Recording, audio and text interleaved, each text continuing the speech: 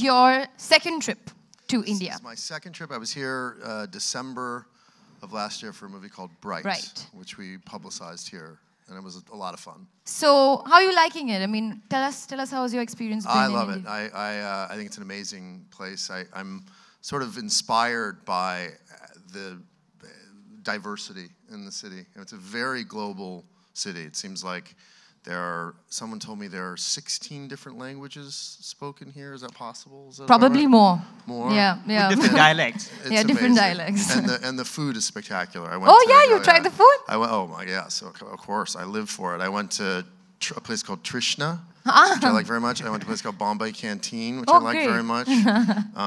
And what else did I Okay, so you're good on food. I love it, yeah, I very much so. And I hear you're coming in from Singapore, so yes. How was it, how did they let you get through immigration? They're really strict about the drug rules. Seriously, I mean, I think that, we get searched a little extra, I think, because they assume that we're in the business. If we were smart, we would be in that business. That's a real business. The entertainment business is nothing compared to the drug business. Yeah. I first heard stories about the drug war in the mid-90s.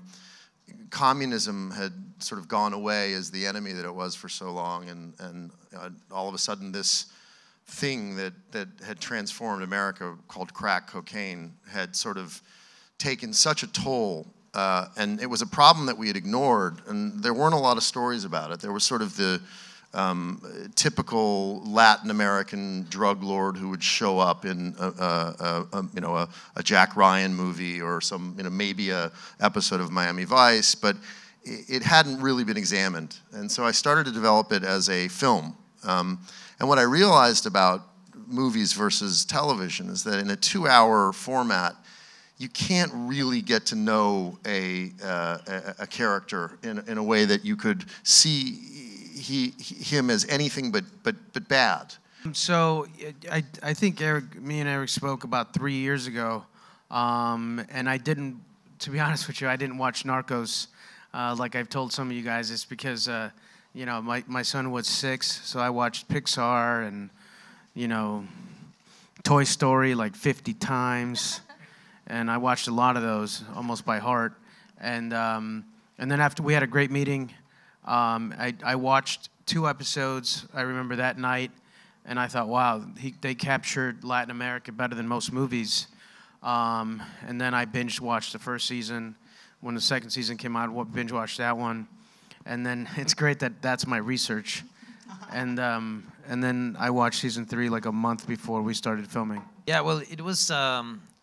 There's a period of time where he really liked to be on the newspaper, but he wanted to be seen more as a businessman. So he would be in the social part of the newspapers, like in the opening of these, and he had hotels, he had restaurants, but it was difficult to find images of his intimate world, While many of these characters are very flamboyant and this guy knew, I guess, the value on being discreet, in this world, and he's also kind of like well, I believe he's a different kind of drug dealer. He's a trafficker that is willing to leave everything behind and sacrifice everything.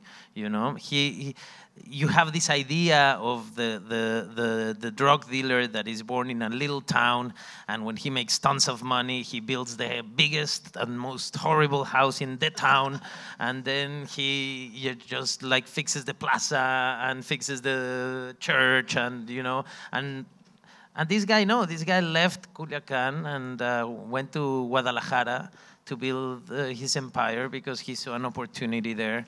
And if it was somewhere else, he would have gone, I'm sure. Yeah, we can't wait. Thank you so much, Thank guys. you so much, guys. Thank you.